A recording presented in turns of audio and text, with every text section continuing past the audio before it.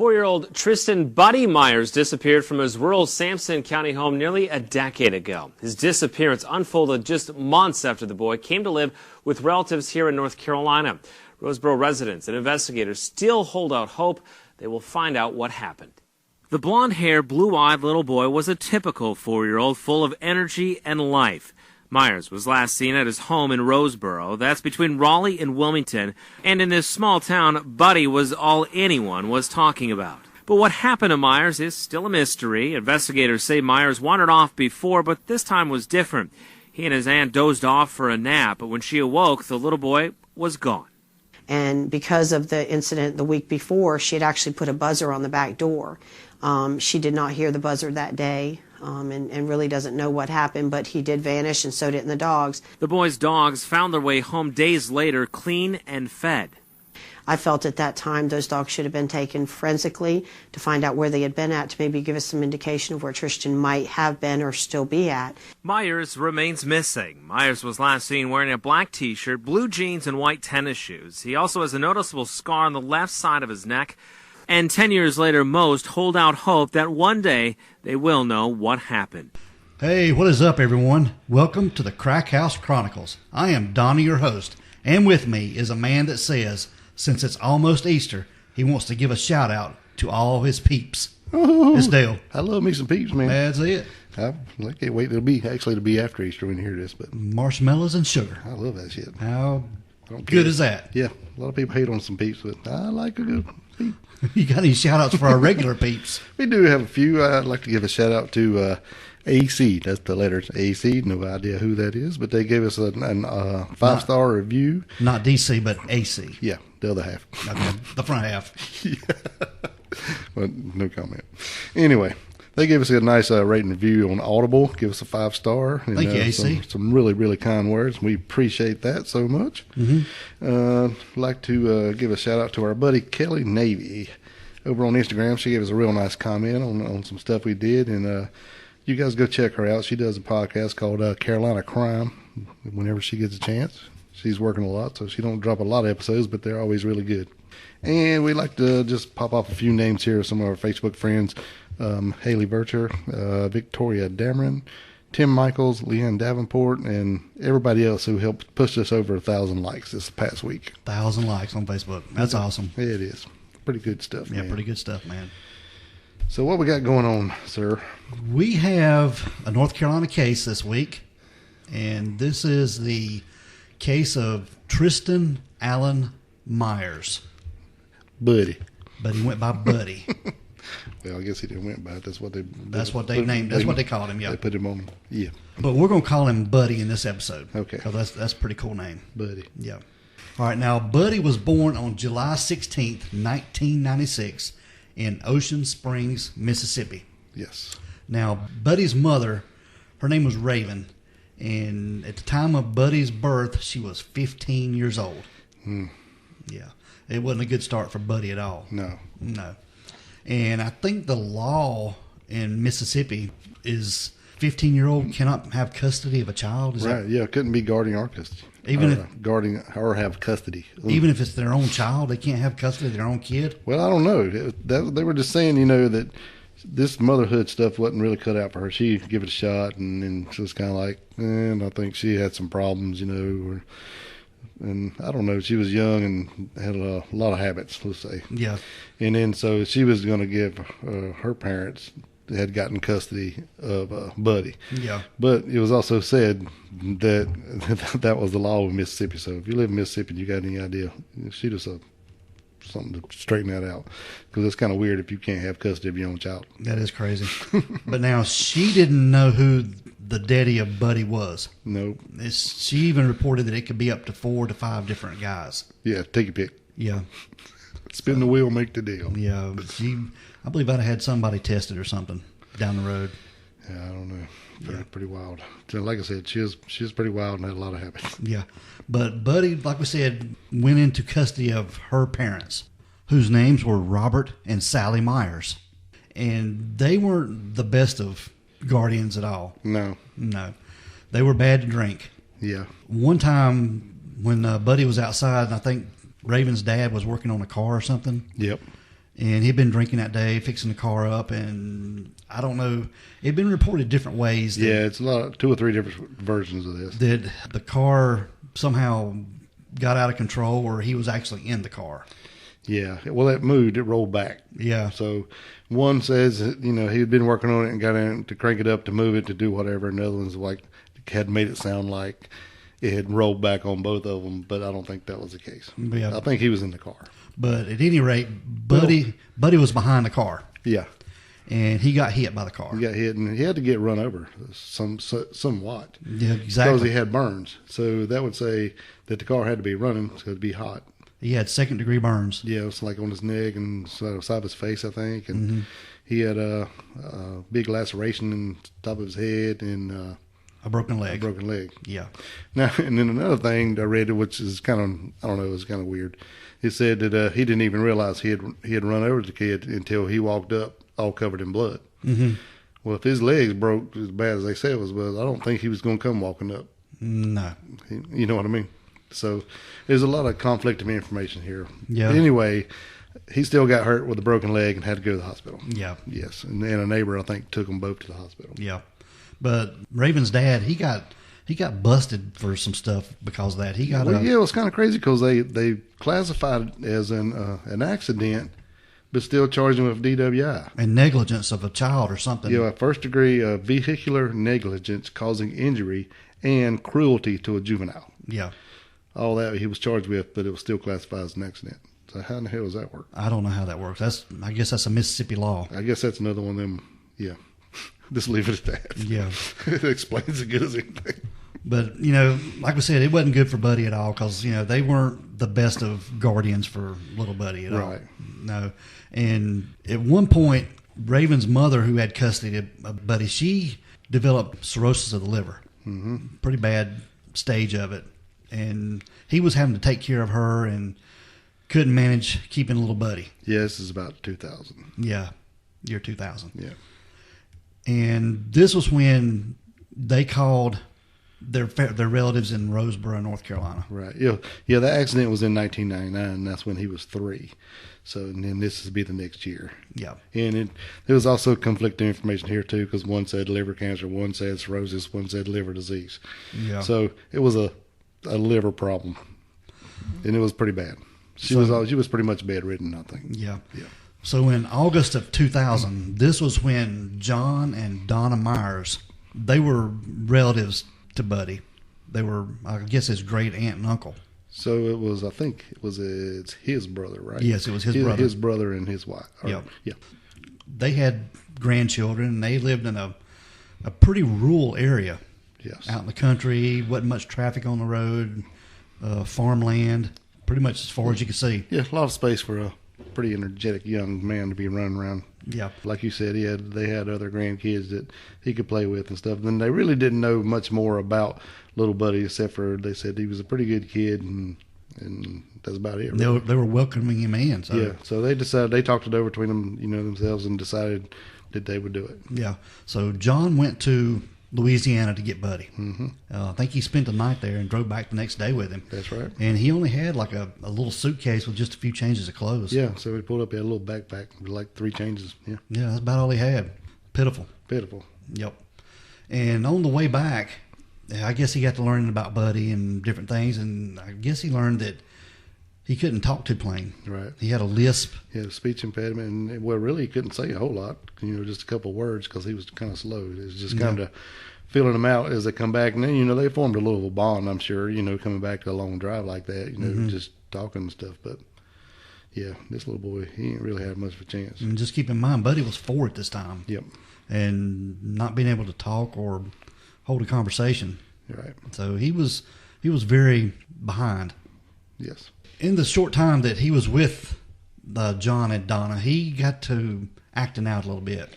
Yes. He would scratch himself, bite himself. Mm-hmm. He was kind of taking that on the other little kids. I mean, things were okay for a while, but I think maybe he got to missing his only real mother figure in, the lady that had the liver disease. Yeah. So maybe it was just lashing out a little bit for that reason. Could have been. But, I think they took him to see if they could figure out what was wrong with him, didn't they? Yeah, they took him to a psychiatric evaluation. Right. I think he stayed there for about a week, and it was because of his limited vocabulary and pretty much inconclusive of what was wrong with him. Yeah, because they couldn't really get much communication. Yeah, pretty much decided it was just ADHD, I think. Yeah.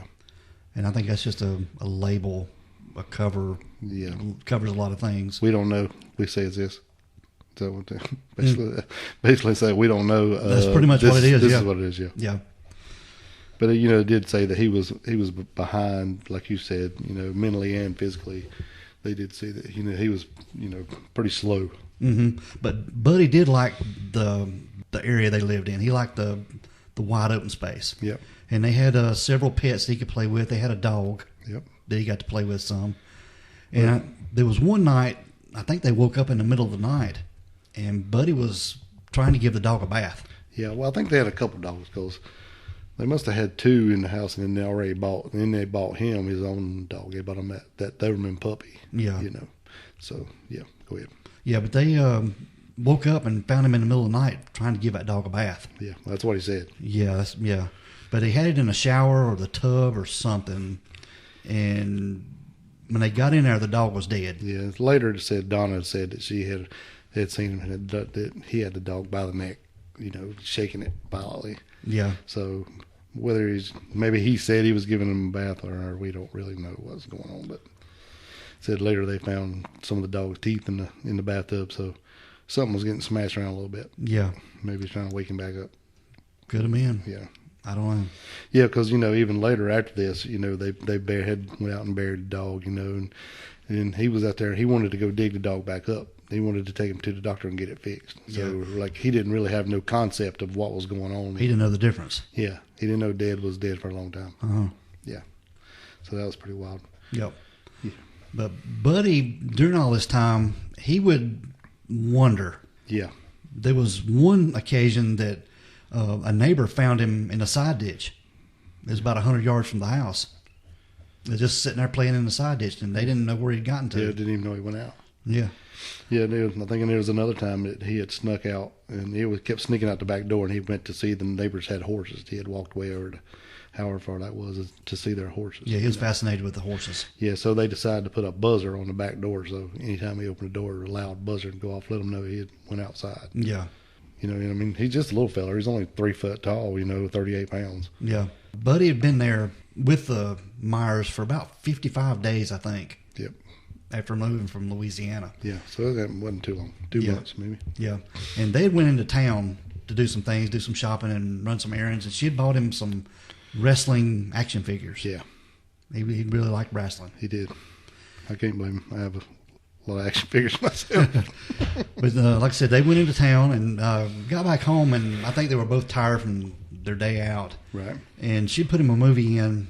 Barney, man. Barney? Yeah. Oh, Barney. Okay. Barney video. Yeah, she put him a Barney video in the VCR or the DVD or something, and just lay him down on the floor, I guess, to rest. And she was going to stretch back on the couch to take a nap. Right. I've seen interviews with her, and I've read stuff that she don't remember how long she was asleep. Right. But she remembers waking up, the phone ringing. Yeah.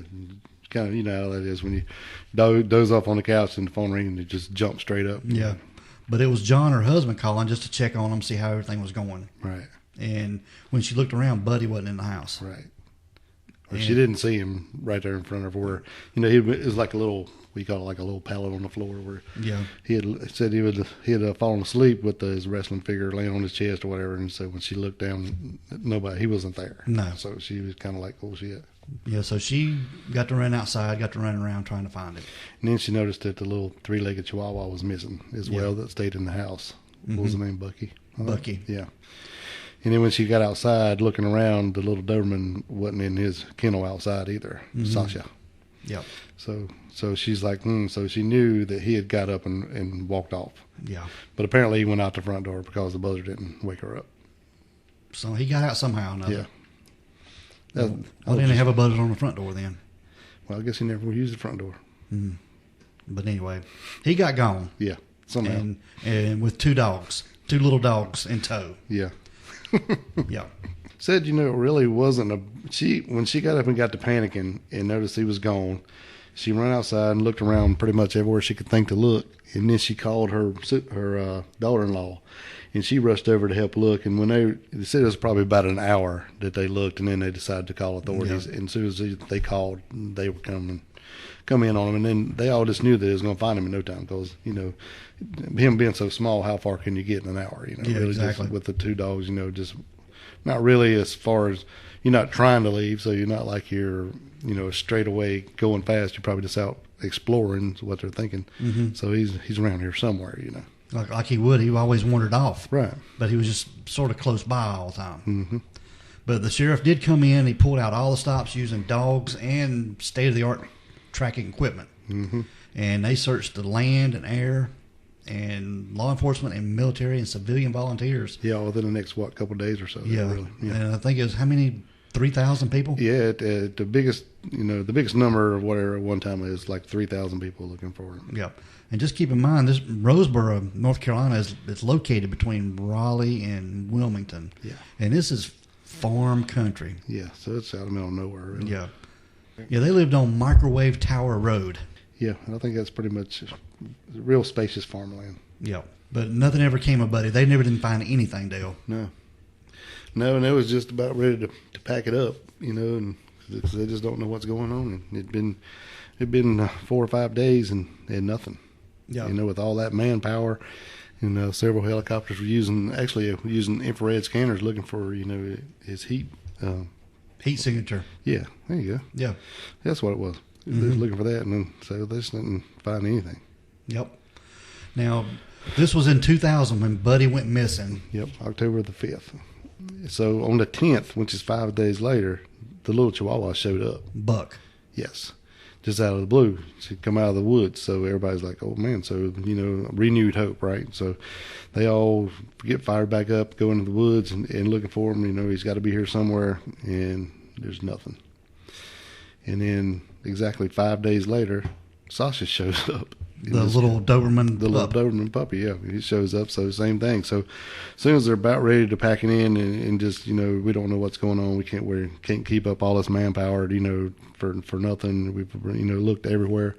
And then New Hope arrives once again. Yep. One place I heard that they tested the dogs, and another place they didn't, because the dogs, when they came back, they were pretty healthy looking. They'd been fed and taken care of. Well, at least they looked like they had been. Yeah. Said they weren't eat up with ticks and fleas and stuff like that, like you would think they would be. Been roaming through the woods. Been in the woods for 10 days, But, I don't know. Yeah, I'm same as you. Some said that they checked into it, some didn't, and they didn't give much detail. But I was thinking they did say they checked contents of their stomachs and stuff. But I don't know how Just to be able to try to find out where they came from, what they'd ate. I don't know how you do that. I don't either. It's over my head. Now, jumping just a little bit ahead to 2003, there was a 7-year-old boy left at a hospital in Chicago, Illinois, at the Illinois Department of Children and Family Services. And this little boy, his name was Eli Quick. Thanks a lot, Harry. Also in the news this morning, it appears less and less likely that a 6-year-old boy in the Chicago area is the same child who disappeared in North Carolina more than 2 years ago. CBS News correspondent Bobby Harley is in Roseboro, North Carolina, where the missing boy's family is waiting for final word. Good morning, Bobby. Good morning, Hannah. Well, the FBI has told CBS News that they expect the results of a DNA test back today, finally determining whether or not this North Carolina family's 2.5-year-old nightmare is over. The Myers family seems so sure this boy found in Illinois was their missing child, Buddy. But initial tests of blood types, dental records, even interviews with the child gave authorities no proof he had a connection to the North Carolina boy. I'm just waiting for an answer. No matter how long it is, it's too long.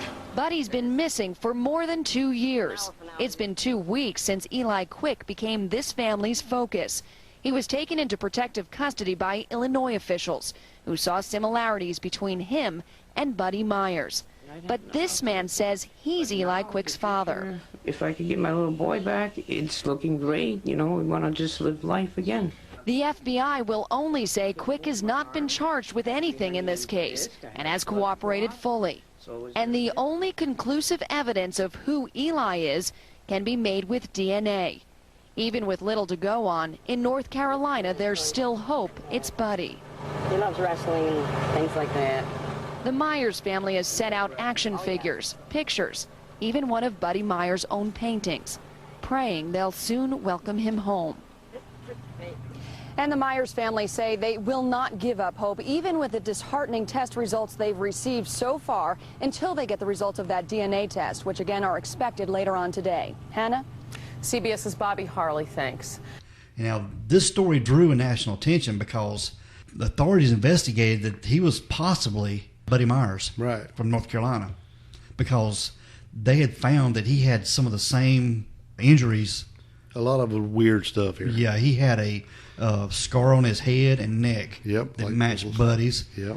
He had a broken leg in the same place that matched Buddy's. The same leg. Yes. Yeah. And some of the same burn marks. Right. It was really, really freaky. Yeah. And they looked really similar. And it even looked like, age progression that Buddy would look like. Yes. After a couple years. But they did determine that this little boy, they done DNA, and this little boy, it turned out his name was Timothy Robert Trandle. Right. And he was the son of Laura Ann Trandle of Anna, Illinois. Crazy. Now, it was according to the Chicago Sun-Times that Laura Ann Trandle was a convicted prostitute who had 6 children, including Timothy.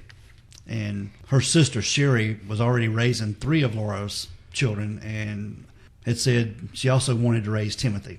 But there was a guy by the name of Ricky Quick who had took him to the hospital for behavior problems. Yes. But hospital employees called the Child Protective Services after noticing how pretty much unhealthy he was. Yeah, it was like he hadn't taken a bath in a long time, and all his clothes were really oversized, and it just didn't look right. Yeah, the whole situation didn't look right. Yeah. And then the guy kept saying, well, if you can't help him, I'm just going to leave him here because, his problems, whatever his behavioral, I just can't deal with it. Mm-hmm. And they're like, well, that's kind of weird. Parents going to say that. But they did test, and it showed that he was not Ricky Quick's biological son. Right. But Quick did say that a prostitute named Laura gave him the boy. Yeah. So what the heck? Yeah, it's kind of wild. But now Ricky Quick raised Timothy, believing him to be his own son. So you're saying he had a habit with a friend, and he thought that was his kid? I guess. Gotcha. But they did determine that he was not his kid. Yeah, it was kind of wild when they first was doing the DNA stuff to see if it was Buddy. They just told me, it would take a long time to get back, and then they tried to do dental and do blood typing, and all that stuff kept coming back inconclusive. So they were really getting their hopes up that this really was going to be Buddy, but it turned out it was not. Mm-hmm. So another heartbreak. But now this Laura Trandle, she says she is no longer a prostitute, and they're not sure of her current whereabouts, and that Eli's biological father is a cross-country truck driver who took no interest in Timothy. So who got him? Her sister Sherry. So the Quick guy, he's out altogether. Yeah, he's out altogether.